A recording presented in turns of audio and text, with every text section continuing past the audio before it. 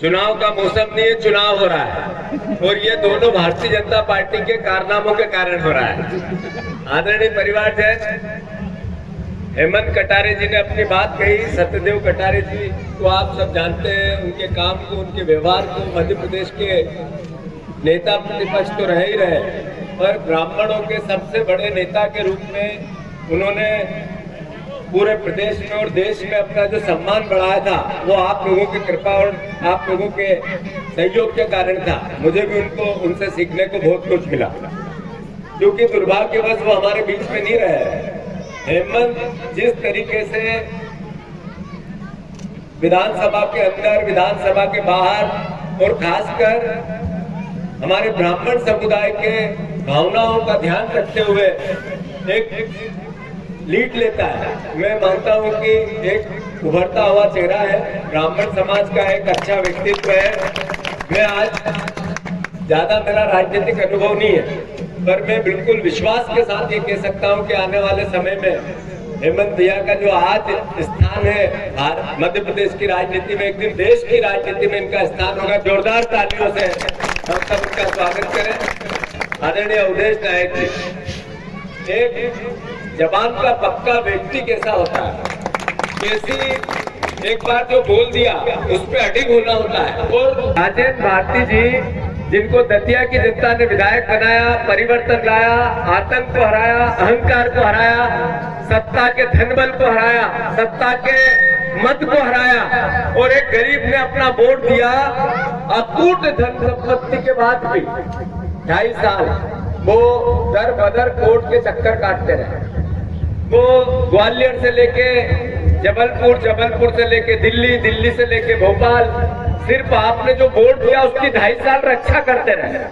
जो समय उनको आप लोगों के बीच में बिताना था, जो समय उनको आप लोगों की सेवा में देना था, वो आपकी वोट की रक्षा के लिए देते रहे। ये अपने आप में ये चुनाव थोपने वाला चुनाव भारतीय जनता पार्टी ने किया। उनको सबक सिखाना चाहिए कि नहीं? हाथ ऊंचे करके बताओ जरा। सिखाना चाहिए। आदरणीय साथियों, भारतीय जनता पार्टी की इंटेलिजेंस ने उनको कह दिया है कि 25,000 वोट से आप हार रहे हो। ये हमारा अपना गांव है, इसमें कांग्रेस जीतेगी, घनश्याम सिंह जी जीतेंगे, तो ही हाथ ऊंचे करो, जीतेंगे कि नहीं जीतेंगे? अब यहाँ जो हालात है वही पूरे दतिया के हालात है। जिस गांव में हम जाते हैं, एक तरफा गांव का गांव कांग्रेस के पक्ष में, घनश्याम सिंह जी के पक्ष में खड़ा हो जाता है। मैं 156 पोलिंग पे अभी तक घूम आया पिछले इसी चुनाव में, तो हर जगह से एक भी पोलिंग से ऐसी हवा नहीं आई कि बीजेपी जीतेगी, कांग्रेस जीतेगी। ये बात बीजेपी को समझ में नहीं आती, ऐसा तो है नहीं। मोहन यादव जी को समझ में नहीं आती, ऐसा भी नहीं है। उनके पास सरकार है, उनके पास पुलिस है, उनके पास प्रशासन है, उनके पास इंटेलिजेंस है। गांव गांव की उनको खबर है कि हम हार रहे हैं। तो आज ही 50 करोड़ रुपए दतिया की धरती पे उतरे। 50 करोड़ रुपए केश दतिया की धरती पे उतरे। जिस होटल में बीजेपी का कार्यालय है होटल, उसके 408 नंबर में 5 करोड़ रुपए भी उतरे थे और गए। एक एक आदमी की मुझे पता है कौन लाया था, कौन ले गया और कहां ले गया, ये भी पता है मुझे। मैं आप लोगों से ये कहना चाहता हूँ कि ये भारतीय जनता पार्टी के पास 2 हथियार है चुनाव जीतने के। एक है अपूर्व संपत्ति, 1 लाख वोट लेने का टारगेट है, 50 करोड़ रुपए बांटना है, एक वोट को 5,000 रुपए देना है, 5-5 हजार रुपए हर वोट को खरीदना है। एक हथियार तो भारतीय जनता पार्टी के पास ही है। दूसरा हथियार है पोलिंग बूथ लूटना है प्रशासन के दम। आज ही उनने 6 के 6, 7 के 7 टीआई बदल दिए। किसी ने शिकायत नहीं की, थानेदारों की एक साथ बदल दिए। क्यों?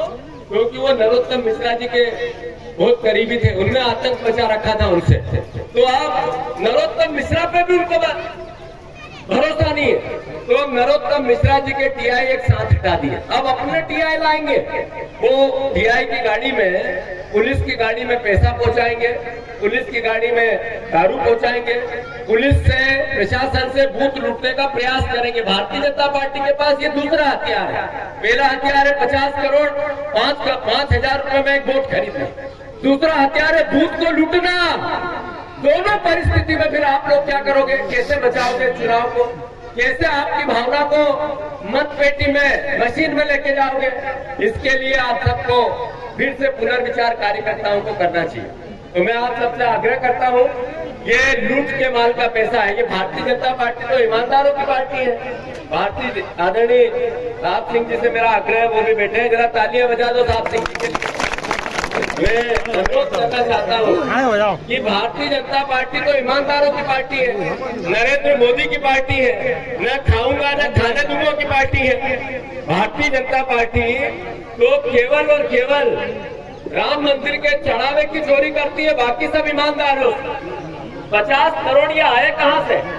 ये 50 करोड़ आए कहां से? तो ये चोरी के माल में पूरा तो बांटेंगे नहीं, थोड़ा अंदर रखेंगे, थोड़ा बांटेंगे। 5,000 रुपए वोट आया तो बांटने वाला 2,000 देगा, 3,000 जेब में, 2,500 देगा, 2,500 जेब में, 3,000 देगा, 2,000 जेब में। मैं आग्रह करना चाहता हूँ कि ऐसे में हमारा दायित्व क्या है?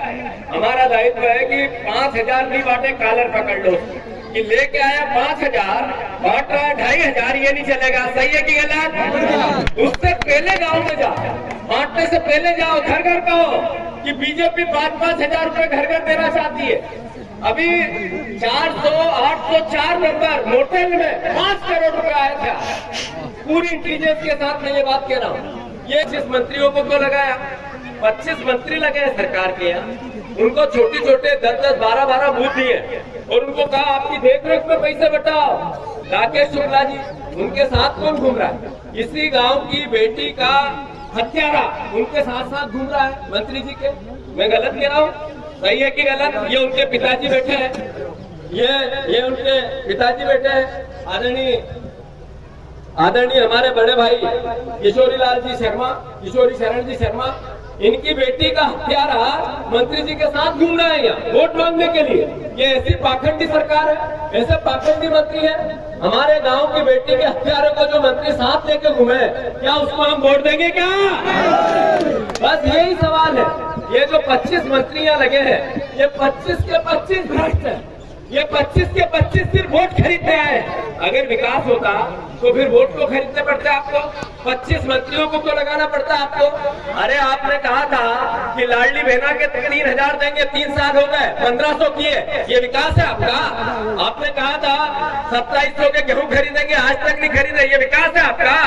आपने कहा था 3100 का धान खरीदेंगे, आज तक नहीं खरीदा। ये विकास है आपका? साथियों, मुख्य खबर जानने के लिए राजेश चतुर्वेदी न्यूज़ देखते रहिए। जय हिंद।